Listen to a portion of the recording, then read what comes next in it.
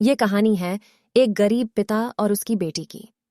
एक गरीब पिता अपनी बेटी के साथ शहर के एक बहुत महंगे होटल में पहुंचा। उस गरीब पिता ने फटे पुराने कपड़े पहने हुए थे और उसकी बेटी ने स्कूल की ड्रेस पहनी हुई थी, क्योंकि वह स्कूल से सीधा उसको लेकर के आया था। जब वो दोनों होटल के अंदर पहुंचे तो वेटर ने पूछा, सर, आप क्या खाना पसंद करेंगे? अपना ऑर्डर बता दीजिए। उस बेटी के पिता ने कहा, मेरी बेटी के लिए एक प्लेट पाव भाजी लेकर के आ जाइए। वेटर ने कहा, सर, आप कुछ नहीं लेंगे? आपके लिए कुछ लेकर आऊं? उस गरीब पिता ने कहा, मेरे लिए कुछ नहीं लेकर आना, आज मेरी बेटी के लिए पार्टी है। मैंने अपनी बेटी से वादा किया था कि अगर तुम पूरे जिले में 10th क्लास में टॉप करोगी तो मैं आपको पार्टी दूंगा। सबसे महंगे होटल में मैं आपको पाव भाजी खिलाऊंगा, तो आप बस बच्ची के लिए ले आएं। यह बात जब वेटर ने सुनी तो वह दौड़ते हुए अपने होटल के मैनेजर के पास पहुंचा और मैनेजर से कहा, सर, मेरी आपसे एक छोटी सी दरखास्त है। आप मेरी सैलरी में से पैसे काट लेना, लेकिन आज मैं चाहता हूं जो बच्ची उस टेबल पर बैठी है, अपने पिता के साथ उसके पिता को भी एक प्लेट पाव भाजी खिलाई जाए। उस बच्ची ने पूरे जिले में टॉप किया है सर। वो गरीब पिता है, ज्यादा पैसे नहीं होंगे, इसलिए कह रहे हैं कि सिर्फ बच्ची के लिए ले आओ।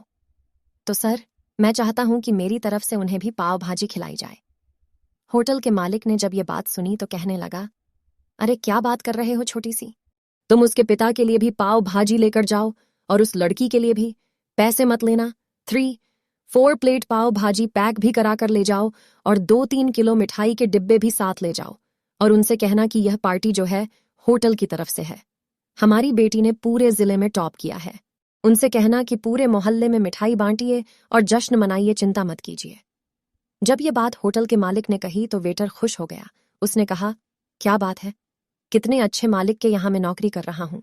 जब वेटर 3-4 प्लेट पाव भाजी लेकर पहुंचा तो यह देखकर लकड़ी के पिता चौंक गए और बोले, मैंने तो सिर्फ एक प्लेट ही पाव भाजी मंगाई थी, इन सबको लेने के लिए मेरे पास तो पैसे नहीं है। वेटर ने कहा, क्या सर, शर्मिंदा मत कीजिए, यह हमारी तरफ से है। ये बेटी आपकी ही नहीं, हमारी भी बेटी ही है जिसने पूरे जिले में टॉप किया है। यह मिठाई के डिब्बे और 3-4 प्लेट पाव भाजी पैक कर दी है, आप इन्हें लेकर के जाइए और जश्न मनाइए। पिता और पुत्री खुश होकर वहां से चले गए। कई साल इस बात को बीत गए और उस बेटी ने इतने साल कड़ी मेहनत की और यूपीएससी की तैयारी करके कलेक्टर बन गई।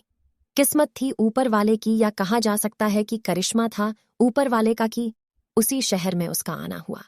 उनके द्वारा सूचना पहुंचा दी गई कि कलेक्टर मैम आने वाली हैं और उसी होटल में खाना खाने वाली है। कलेक्टर साहिबा की आने की खबर मिलते ही उस गांव के सभी लोग कलेक्टर साहिबा को देखने के लिए वहां पहुंच गए।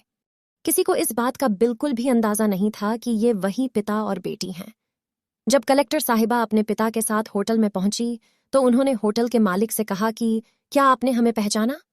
हम वही पिता पुत्री हैं जो मेरे 10th क्लास में टॉप करने पर आपने हमें पार्टी दी थी। हम वही पिता पुत्री आज फिर से आए हैं, आज आपको और आपके पूरे स्टाफ को और पूरे गांव को पार्टी देने के लिए। आपने उस दिन गरीबी का साथ दिया, गरीबी का सम्मान किया। आपने उस दिन जो हमें पार्टी दी, उसने मुझे बताया कि मुझे कितनी और ऊंचाई तक पहुंचना है और मुझे मेरी मंजिल तक पहुंचना है।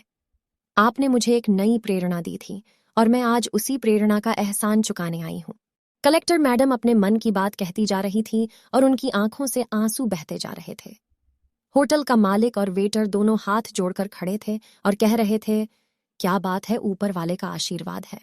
एक छोटी सी कहानी है, लेकिन सिखाती है कि कभी भी किसी गरीब का मजाक मत उड़ाना और हो सके तो उसकी मदद करना, और अगर मदद ना कर सको तो मजाक मत उड़ाना, क्योंकि वो सब देख रहा है, बनना है तो उसकी नजर में अच्छा बनिए।